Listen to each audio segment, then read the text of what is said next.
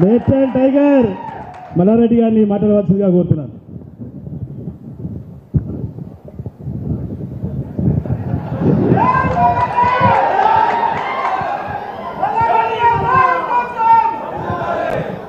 అందరికీ నమస్కారం. చాలా ఉత్సాహం మీద ఉన్నారు. షామీర్పేట్ మండలం, పాత మండలం అందరికి కూడా నా నమస్కారం. ఈరోజు షామీర్పేట్ పాత మండలంలోని మన తుమ్కుట్ట మున్సిపాలిటీ కానీ, మూడుచింతలపల్లి మండలం కానీ, షామీర్పేట్ మండలం కానీ ఈ మూడు కలిపి ఇక్కడ విజయోత్సవం సభ జరుపుకుంటున్నాము. దీనికి పెద్దలు మన సీఎం కేసీఆర్ గారు ఆదేశాల మేరకు మనకు ఇన్ఛార్జిగా వచ్చిన మన మాజీ మంత్రివర్యులు మా పెద్దన్న జగదీశ్వర్ రెడ్డి గారు, అదే మాదిరిగా దీనికి మన పార్టీ ప్రెసిడెంట్ దర్శన్ గారు, మన మూడుచింతలపల్లి పార్టీ ప్రెసిడెంట్ మల్లేశన్న గారు, అదే మాదిరిగా మన ఎంపీపీలు, జడ్పీటీసీలు, సర్పంచులు, ఎంపీటీసీలు, సర్పంచులు, మన తుమ్కుట్ట చైర్మన్, వైస్ చైర్మన్, కౌన్సిలర్లు, మా కోఆప్షన్ మెంబర్స్, స్థానిక సీనియర్ నాయకులు,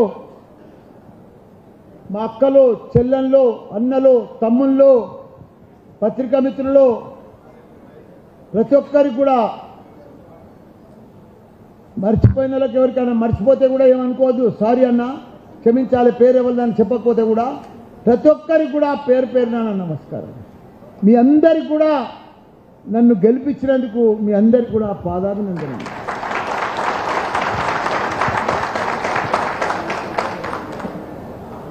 నాకు ఎంపీ గెలిపించారు మీరే, లాస్ట్ టైం ఎమ్మెల్యే గెలిపించారు మీరే. మా సీఎం కేసీఆర్ గారు, మన సీఎం కేసీఆర్ గారు అప్పుడు మీ ఆశీర్వాదంతో మంత్రిలో కూడా నాకు స్థానం వచ్చింది. అదే మాదిరిగా మూడోసారి మళ్ళా నన్ను ఎమ్మెల్యేగా గెలిపించారు. నా జీవితం ధన్యమైపోయిందన్న, ధన్యమైపోయిందన్న. నాకు నా జీవితం ఇక ఈ ప్రజాసేవకి అంకితం అన్న. నాకు అక్కలైనా, చెల్లెళ్ళైనా, అన్నలైనా, తమ్ముళ్ళైనా,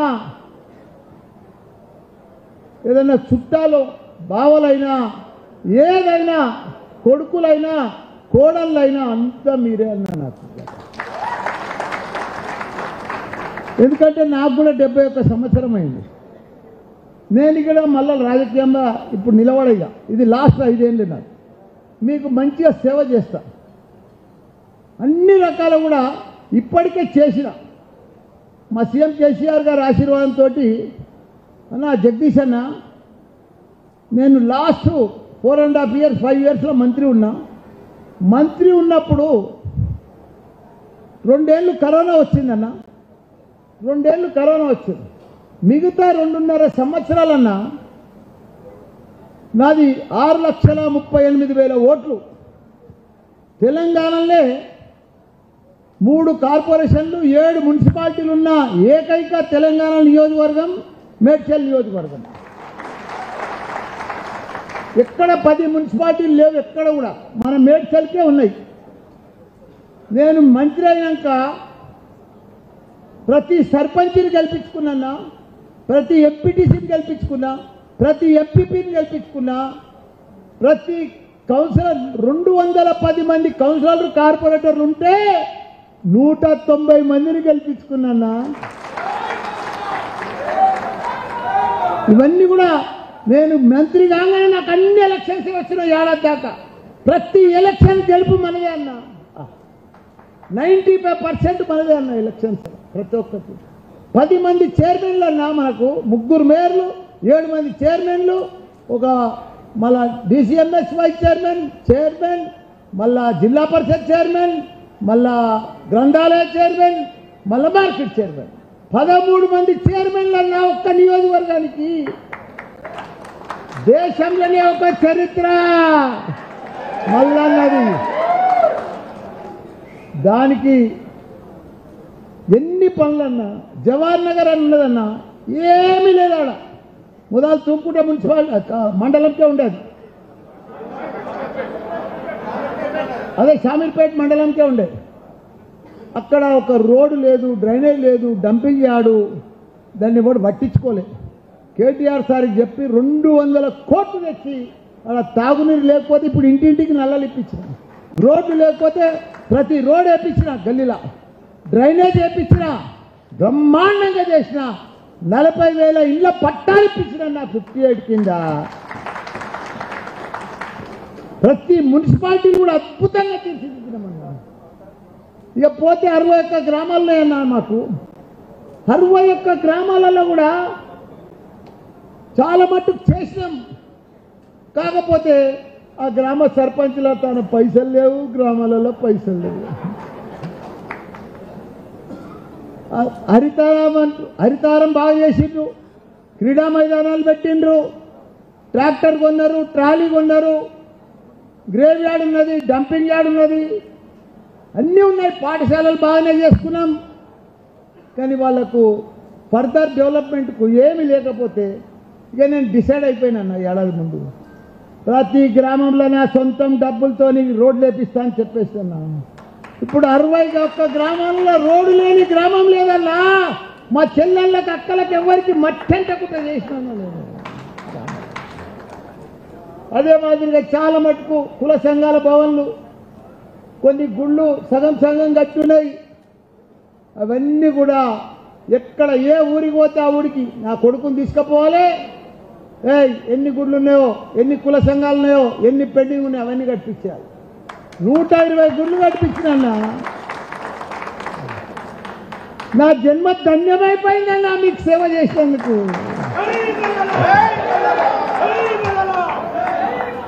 ఇప్పుడు నన్ను గెలిపించింది ఈ గవర్నమెంట్, బుల్చుకులు వచ్చేసింది.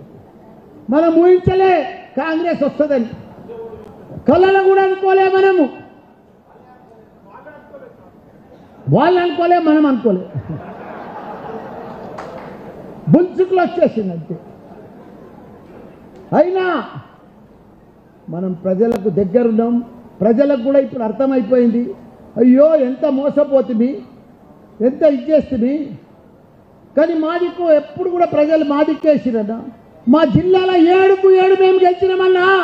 ప్రతి సీటు 50,000 మెజార్టీ తోటి తెలంగాణలో ఫస్ట్ జిల్లా, ఫస్ట్ మంత్రి, రికార్డ్ బ్రేక్ చేసిన మంత్రి మల్లారెడ్డి అన్న. కాబట్టి వచ్చే ఎలక్షన్స్ అన్ని కూడా లోకల్ బాడీ ఎలక్షన్స్ ఆ కాంగ్రెస్ ప్రభుత్వం పెట్టేటట్టుగా అనిపిస్తలేదు. వాళ్ళకు చూస్తే ధైర్యం లేదు. వాళ్ళు ఏదో బుల్చుకులా కాంగ్రెస్ ప్రభుత్వం వచ్చింది, గద్దె మీద కూర్చున్నారు, కానీ ప్రభుత్వం పరిపాలించే సత్తా వాళ్ళకి లేదన్న. వాళ్ళకి చెడగొడుతురన్న వాళ్ళు మొత్తం. మన సీఎం కేసీఆర్ గారు 10 ఏళ్ళు కళ్ళల్లో ఒత్తులేసుకొని రాష్ట్రాన్ని దేశంలోనే నంబర్ 1 రాష్ట్రంగా అభివృద్ధి చేసిండన్న. ఒక ఆదర్శ రాష్ట్రంగా తయారు చేసిండన్న మన సీఎం కేసీఆర్ గారు.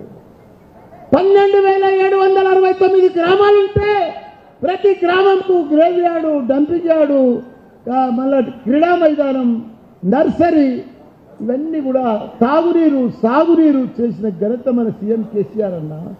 దేశంలో ఎక్కడ లేదు మన లెక్క అభివృద్ధి, మన లెక్క రాష్ట్రం. కరెంటు కానీ, ఉత్పత్తి కానీ ఇవన్నీ కూడా. మొన్న పంట వండితే అసలు రోడ్లు, గోదాములు, రైస్ మిల్లు సరిపోలేదన్న. 3 లక్షల మెట్రిక్ టన్నుల ధాన్యం పండించిన ఘనత మన సీఎం కేసీఆర్ అన్న.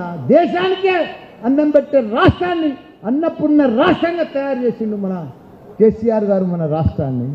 అసలు రాష్ట్రాన్ని, అసలు మహాత్ముని పట్టుకొని మన మాజీ సీఎంను నేను 100 మీటర్ల లోతు బొంద పెడతా, నేను అది పెడతా అంటే ఎంత దుర్మార్గం ఇది, ఎంత దౌర్జన్యం. మనని పొందబెడతాడు, మన కేసీఆర్ని పొందబెడతాడు, మన బీఆర్ఎస్ పార్టీని పొందబెడతాడు. మీకు తొందరలే పొందబెట్టే రోజులు వస్తున్నాయి. మీకు బొందబెట్టేటోడు ఢిల్లీలో ఉన్నాడు, ఆల్రెడీ స్టార్ట్ అయిపోయింది. మీ బొందలు స్టార్ట్ అయిపోయినాయి ఆల్రెడీ. మొన్ననే ఢిల్లీలో ఇండియా కూటమిలా ఆఖరికి ముగ్గురు జరిగిపోయారు. ఎవరెవరు జరిగిపోయారు? మమతా బెనర్జీ జరిగిపోయిందా? నితీష్ కుమార్ జరిగిపోయిందా? ఆపు పంజాబ్ సీఎం జరిగిపోయిందా? ఇక ముగ్గురు పోయినాక ఎవరు మిగిలినరా? రాహుల్ గాంధీ ఒక్కడే ఒక్కడే ఒక్కడే. ఆయన రెండోసారి జోడో యాత్రకు పోతే మిగతా పార్టీలన్నీ చోడో యాత్రకు వెళ్ళిపోయింది.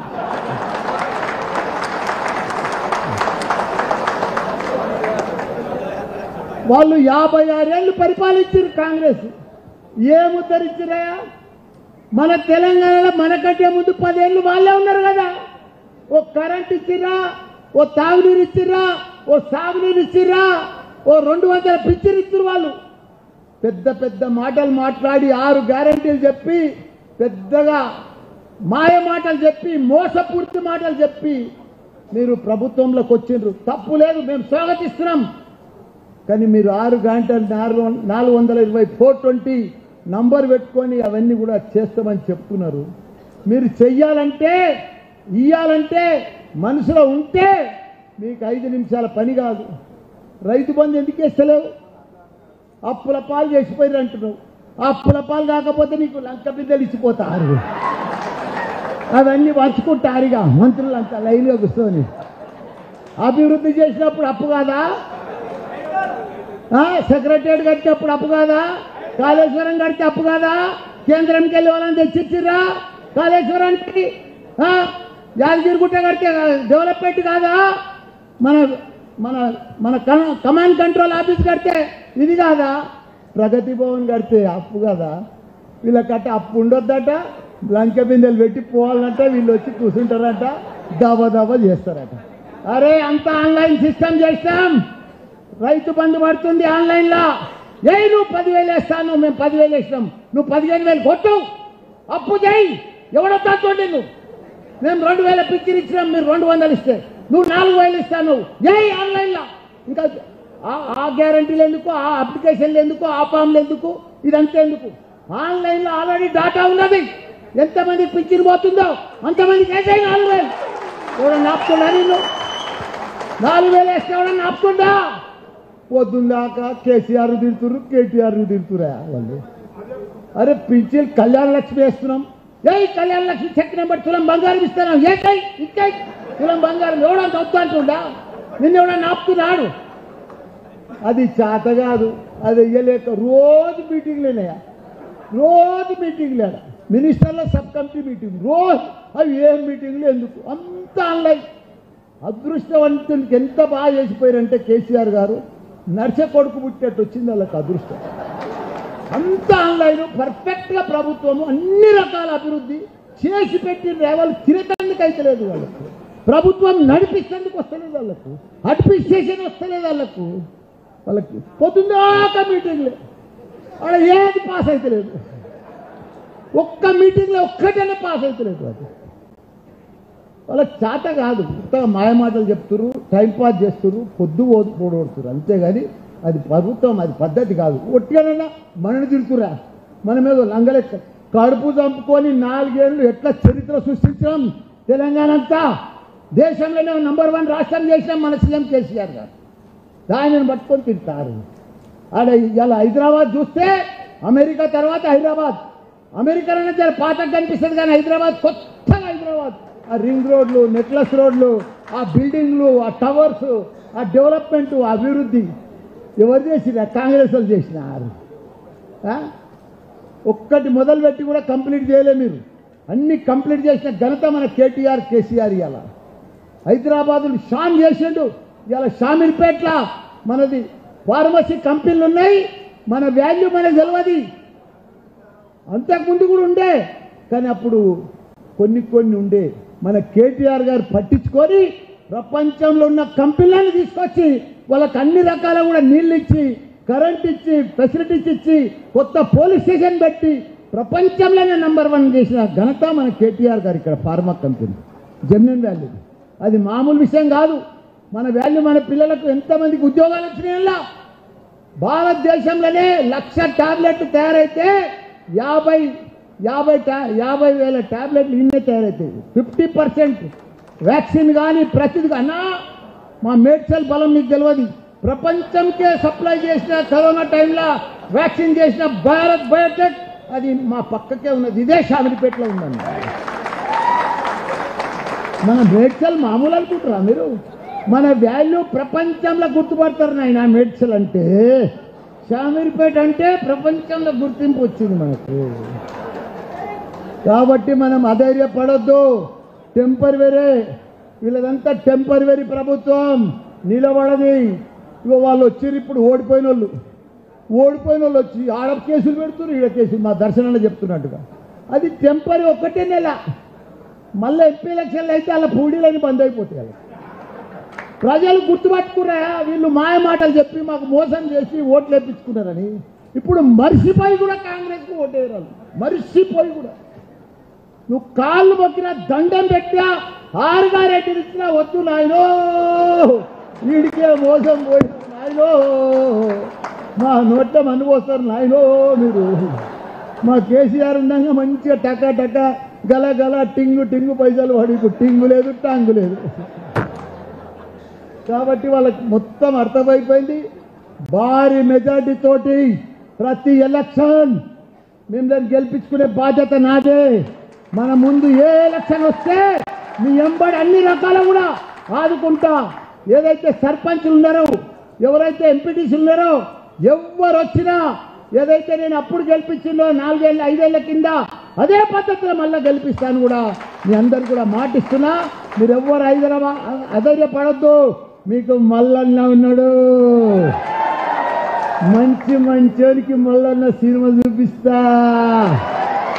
ఎవరికి భయపడేదే లేదు. ఇదంతా టెంపరవరీ కాదు. ఓడిపోయినాక ఆ దింపుడు గల్లం కాళ్ళ నెల దినాల కోసం వస్తుంది చూడు, అది వచ్చి ఆడ ఎంఆర్ఓ ఆఫీస్ అప్లికేషన్లు వంచడానికి ఎట్లా వచ్చినా ఊళ్ళో పడతా. మన జంగయాదవ్, మన సుధీర్ రెడ్డి వచ్చేస్తాం ఇచ్చేస్తాం. ఏం తిరుగుతురా రామారా, సిగ్గుపోతుంది. మొన్నటిదాకా అత్తలేదు పత్తలేదు. వాళ్ళు ఏం చేసినారే? వాళ్ళు ఏమైనా చేసినారే? వాళ్ళు ఎవరేం చేయలేదు. వాళ్ళు చేసిందంటే మల్లన్న, చేసిందంటే కేసీఆర్. కేటీఆర్ కేసీఆర్ చేసిరే మనకు. కాబట్టి మీరు కేసులకు కానీ మంచికి కానీ పంచాయతీలకు కానీ దేనికి భయపడకూరి. మల్లన్న సగం రాత్రి కూడా మీకు తయారు, కొట్లాడుతానికి తయారు. వాళ్ళతో కొట్లాడే అవసరం లేదే. మనము 95% ఉన్న వాళ్ళు 5% ఉన్నారు. ఆడవాడు గల్లికోడు లేడు, ఊరికో లీడర్ లేడే. ఇప్పుడు ఒక్క మండలం పెడితే ఇంతమంది వచ్చారు. వాళ్ళని పెట్టి వాళ్ళు మండలంలో వాళ్ళని పెట్టి వాళ్ళు రూలింగ్ ఉంటారు కదా, ప్రభుత్వం వాళ్ళదే కదా. వాళ్ళదంతా డామినేషన్ ఎవరి మీద నడుస్తుంది గుర్తా?